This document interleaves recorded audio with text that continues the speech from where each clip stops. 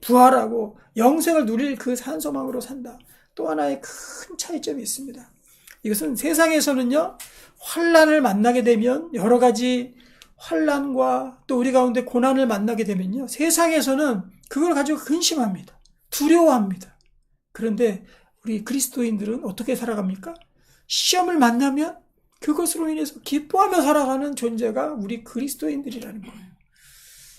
역설 중에서도 저는 이 최고의 역설이 시험으로 말미암아 또 환난으로 말미암아 기뻐하는 것인 것 같아요. 기뻐하는 거. 세상에서는 이해도 안 되죠. 상상할 수 없는, 그리고 세상에서의 생각을 완전히 초월하는 그러한 개념들입니다. 어떻게 시험과 환난과 고난을 만나면 그걸로 인해서 기뻐합니까? 그렇게 질문합니다. 세상에서는. 그리고 심지어는 많은 그리스도인들도 그렇게 저한테 많이 묻습니다. 아니, 어떻게 지금 내가 당하는 이 환난과 고난과 어려움이 있는데 어떻게 제가 기뻐합니까? 이것으로 인해서 아파해야지. 근데 성경에서는 그것은 너희가 그것을 마인드 컨트롤 해가지고 그것을 애써 잊고 그 어려운 것들을 애써 잊고 하나님 바라보면서 기뻐해라. 이것이 아니에요. 그런 개념, 마인드 컨트롤 해라. 또 마음을 다잡아라. 이런 개념으로 환난에도 기뻐하라고 명령하고 있는 것이 아닙니다. 그럼 왜 기뻐합니까? 환난이 지금 당장 우리가 힘들고 어려울지라도 나중에 가면 우리가 더 기뻐할 수 있는 일이 된다라는 거예요. 그 자체가, 환난 자체가 우리에게 축복을 준다라는 것입니다. 그것 때문에 우리가 기뻐할 수 있는 거예요. 욥이 그랬죠. 욥이, 우리가 요즘 큐티 본문도 욥기를 계속해서 나가고 있는데요.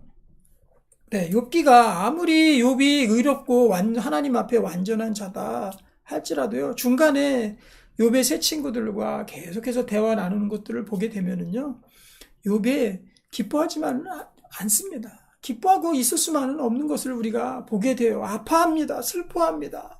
그리고 너무나도 괴로워합니다. 우리가 당장 슬픔과 아픔이 있더라도요, 그것들 때문에 괴로워할 수밖에 없습니다. 연약한 인간이기 때문에. 그렇게 우리가 그것들을 정말 담대히 극복할 수 있는 그러한 존재들이 못 되기 때문에 당장 환난만 있어 보십시오. 가슴이 덜컥덜컥 내려앉고 누구 하나 아파 보십시오. 그 근심하지 않을 수 없고요. 그렇게 됩니다. 하지만 그것들이 변하여 우리에게 기쁨이 된다라는 거죠. 그래서 여기 보면 근심과 기쁨이 두 개 다 나와 있어요. 6절 다시 보면요. 그러므로 너희가 이제 여러 가지 시험으로 말미암아 잠깐 근심한다 그랬습니다. 분명히. 그렇지만 이걸 우리가 최대한 이 시간들을 짧게 갖자. 잠깐 근심하게 되지 않을 수 없다. 근심할 수밖에 없습니다. 또 아파할 수밖에 없습니다. 하지만 그 이후에 우리에게 올 그 영광과 또 환난으로 인해서 우리가 더 성장하는 그 하나님의 복이 그 뒤에 숨어 있는 거죠. 그것으로 인해서 우리가 크게 기뻐한다. 그러니까 그리스도인들은 산소망으로 사는 자다. 또 그리스도인들에게서는 환난으로 말미암아 기뻐하는 자들이 그리스도인인 거예요. 차원이 틀립니다. 세상에서의 종교와 우상 숭배와는 근본적인 차이가 있다는 거죠.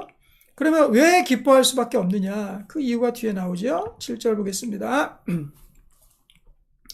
너희 믿음의 확실함은 불로 연단하여도 없어질 금보다 더 귀하여 예수 그리스도께서 나타나실 때에 칭찬과 영광과 존귀를 얻게 할 것이니라. 하나님께서 우리에게 주시는 이 환난과 어려움과 고난과 이런 모든 문제는 어디로 귀결된다고 말씀합니까? 7절에 보면 너희의 믿음의 확실함입니다. 믿음의 확실. 우리의 믿음을 더 견고하고 하나님을 향한 믿음을 더 쌓아가기 위해서 하나님께서 마치 어떤 것과 같은 환난을 주신다고요? 불로 연단하는 것 같은 환난을 우리에게 주실 수 있다는 거죠. 우리 어느 교회를 가보면요, 그 교회는 참 특별한 하나님, 그 목사님께서 특별한 은사를 받으신 것 같아요. 세상에서 어려운 고난 있는 사람이면 둘째가라는 서러운 고난들이 있는 사람들이 줄줄이 그 교회에 등록하고 오게 되는 것을 봅니다. 왜냐하면 그 목사님이 그 담임목사님 그런 삶을 먼저 사셨거든요. 너무나도 힘들고 어려운 고난을 불과 같은 고난을 통과하셨거든요. 그래서 많은 사람들이 거기에 대해서 그 통과한 그 사실에 대해서 또 믿음으로 더 단단해진 그 믿음의 모습들을 보면서 그 교회로 몰려드는 것들을 봅니다. 그러고 나서 그 환난 때문에 오히려 넘어지고 하나님으로부터 떠나는 사람이 있습니다. 떠나는 것이 아니라 우리가 하나님께 더 가까이 가는 거죠. 온전하게 가까이 갈 수 있는 거죠. 그런 사람들이 거기에 온다는 거죠. 그래서 회복이 됩니다. 환난 때문에 예전에는 하나님의 말씀이 우리에게도 들리지 않던 것들이 이제 속속 들어오고, 그렇죠.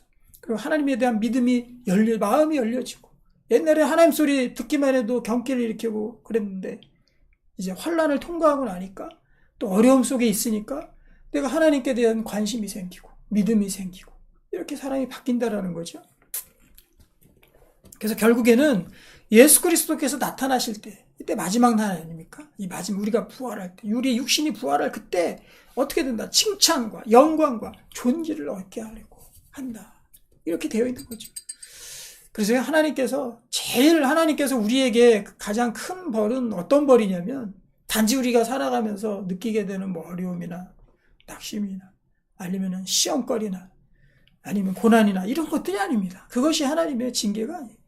하나님께서 우리가 아무런 일도 생기지 아니하고 잘 먹고 잘 사는데 하나님을 향한 믿음도 없고 그렇게 그냥 하나님을 떠난 상태로 가게끔 하나님께서 어쩔 수 없이 내버려 두는 그 상태, 하나님의 손길이 도저히 당할 수 없는 그 상태가 하나님의 제일 큰 벌이에요. 하나님이 사랑하시는 사람은 당장에서라 징계해서라도 하나님 믿을 수 있도록 오게 하시죠. 우리 자녀도 마찬가지입니다. 그 자녀가 잘 되라고 징계하고 하지 않습니까? 누가 자녀가 막 나가는데 그냥 그래 너는 너대로 살아라 나는 날다 하고 그렇게 놔두는 부모가 어디 있겠습니까? 어떻게 해서든지 잔소리를 하던 뭘 하던 그렇게 해서 그를 끌고 올 수 있도록 때로는 채찍을 치면서까지라도 그렇게 하지 않겠습니까? 하나님도 마찬가지예요. 오직 우리에게 확실한 믿음의 능력, 또 이것은 무엇으로 비유하고 있습니까? 이것이 바로 금이라는 거야. 금보다 오히려 더 귀하다. 금과 같은, 정금과 같다 그래. 정금과 같은.